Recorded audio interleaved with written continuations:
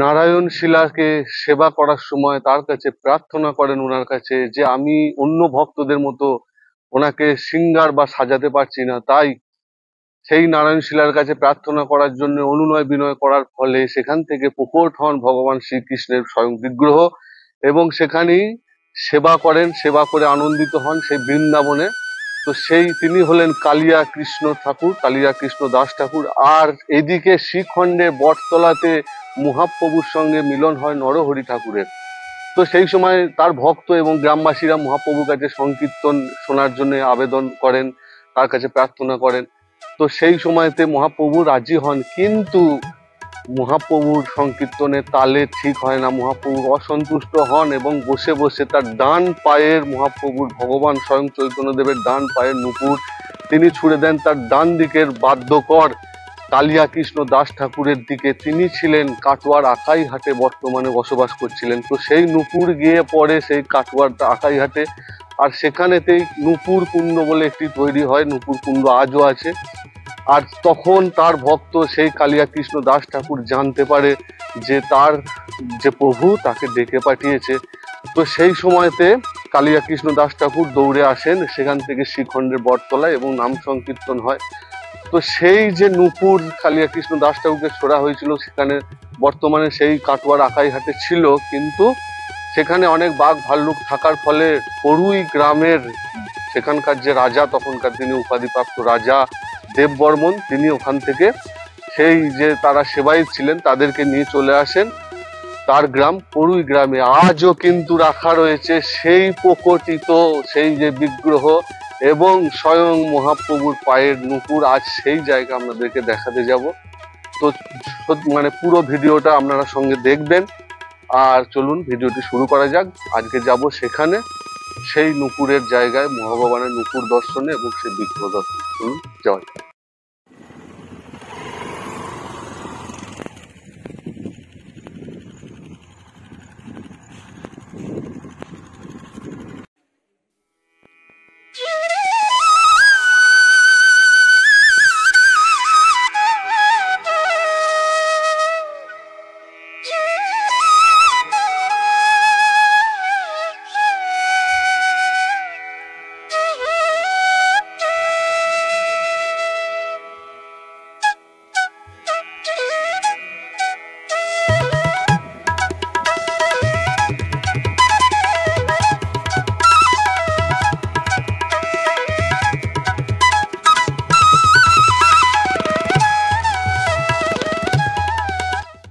তো আমি বর্তমানে সেই জায়গায় দাঁড়িয়ে আছি যেখানে ভগবানের নুপুর এখনো পর্যন্ত রাখা রয়েছে, সেই জায়গা আপনাদেরকে দেখাবো। তো চলুন আমি আস্তে আস্তে ভিতরে যাব এবং সেই জায়গাটি দেখানোর চেষ্টা করব। চলুন যাওয়া যাক।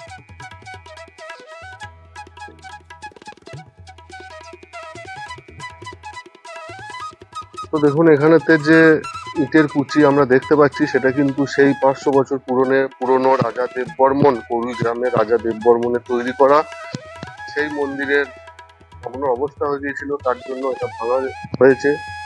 বর্তমানে একটি মন্দির নির্মাণ হচ্ছে। মন্দিরটি কিন্তু অনেক বড় করে এখানে গ্রামের মানুষ তৈরি করেছে। এখানকার যারা সেবায়িত বা পূজারী রয়েছে তারা, গোসাইরা তৈরি করেছে। তো দেখুন সেই মন্দির, এইখানেই সেই পুরনো মন্দিরটি নির্মিত ছিল, যেখানেতে সেই কালিয়া কৃষ্ণ দাস ঠাকুরের প্রকট করা স্বয়ং রাধা গোবিন্দ এখানে বিরাজিত ছিলেন। এখান থেকে অন্য জায়গায় সরানো হয়েছে কেননা মন্দির ভেঙে যাচ্ছিল, আর সেই নূপুরও কিন্তু এখান থেকে শিফট করে অন্য জায়গায় সরিয়ে নেওয়া হয়েছে। তো এই জায়গাতেই কিন্তু সেই রাধা গোবিন্দ থাকবেন আর নূপুর থাকবে। আচ্ছা, সত্যি কি সেই নূপুর আছে? চলুন আদতে কি ব্যাপার দেখা যাক।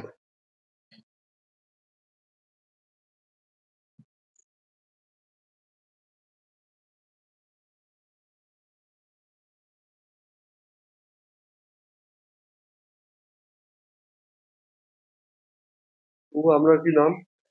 শ্রী নন্দদুলাল ঠাকুর। এই গ্রামটার কি নাম? শ্রীপাঠ করুন।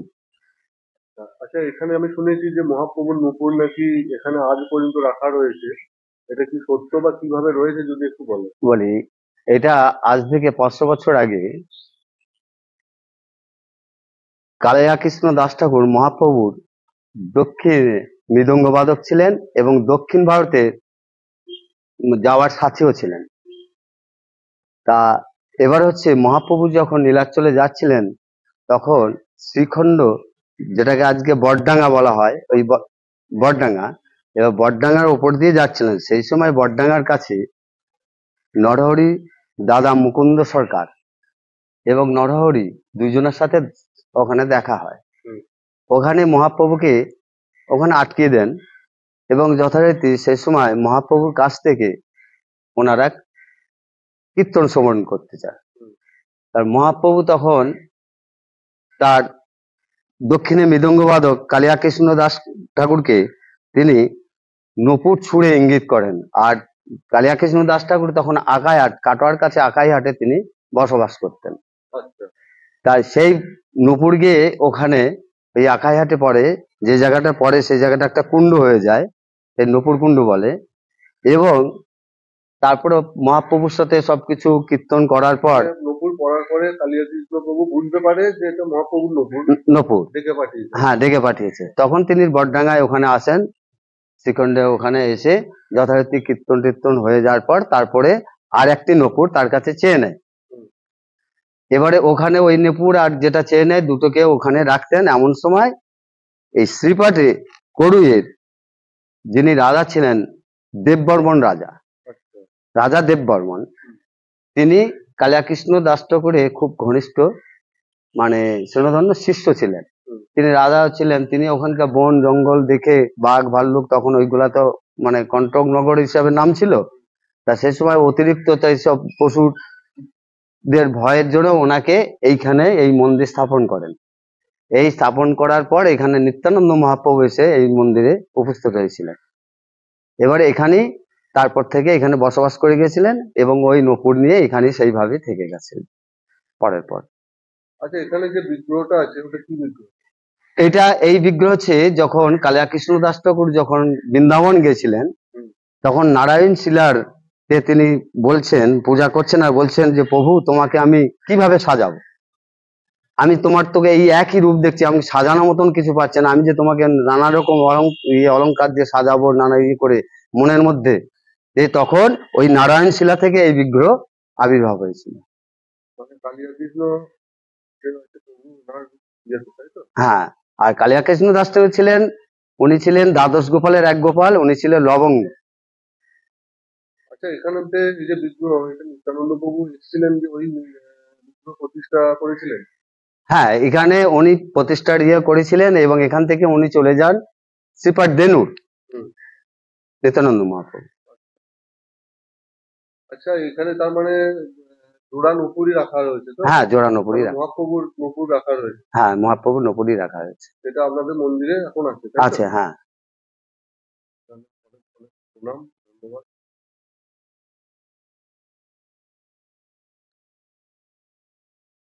তো মন্দির ভাঙার পরে সেই কালিয়া কৃষ্ণ দাস ঠাকুরের প্রকট করা রাধা গোবিন্দ এবং নিত্যানন্দ প্রভুর প্রতিষ্ঠা করা সেই বিগ্রহ কিন্তু এই জায়গাটি রাখা রয়েছে এবং 500-550 বছর আগে স্বয়ং ভগবান শ্রী চৈতন্য দেবের নূপুর এখানেই রাখা রয়েছে। তার ছুঁড়ে মারা সেই কালিয়া কৃষ্ণ যে বাদ্যকর, তাকে ছুঁড়ে মারা সেই নূপুর এই জায়গাটি রাখা রয়েছে। চলুন সেই জায়গাটি, সেই যে যার জন্য আমি এত করে আপনাদেরকে দেখানোর জন্য সেই জায়গাটি বর্তমানে এসে গেছি, চলুন আমরা দেখাবো। দেখুন, অত্যন্ত দুর্লভ দর্শন কিন্তু এই যে বৃন্দাবনে নারায়ণ শিলার সেবা করার সময় কালিয়া কৃষ্ণ দাস ঠাকুর দুঃখ প্রকাশ করেছিলেন যে তোমাকে আমি ভালোভাবে সাজাতে পারছি না অন্যদের মতো। তখন ভগবান তার ভক্তের মনস্কামনা পূর্ণের জন্য নিজে প্রকট হয়েছিলেন বৃদ্ধ রূপে এবং তাকে সেবা করার আনন্দ প্রদান করেছিলেন। সেই রাধা গোবিন্দ কিন্তু এখানে বিরাজ রয়েছেন। যেহেতু মন্দির ভেঙে গেছে, সেহেতু এই জায়গাতে এখন বর্তমানে রাখা রয়েছে। আর এই যে মহাপ্রভুর ছবি দেখছেন, এটি কিন্তু তার জীবিত অবস্থার ছবি, এনাদের কিন্তু কালেকশন করা, আমি যেটা জানতে পারলাম। আর এখানে এই যে বাক্সটি দেখতে পাচ্ছেন, এখানেতেই সেই নুপুর রাখা রয়েছে। বছরে একবার সেটিকে বার করা হয় এবং সারা বছর বার করার অনুমতি প্রশাসন থেকে দেওয়া হয়নি। তার কারণ হলো যে এখান থেকে চুরি হয়ে গিয়েছিল এবং পরে আবার ওনারা ফেরত পেয়ে গিয়েছিলেন, সেই চোর নিয়ে যেতে পারেনি। তো যাই হোক, এটি হলো সেই দুর্লভ দর্শন আমাদের সেই রাধা গোবিন্দ মন্দির এবং চৈতন্য মহাপ্রভুর নূপুর। এই যে জায়গা করুই, যে শিকার করুই, এখানেতেই রাখা রয়েছে।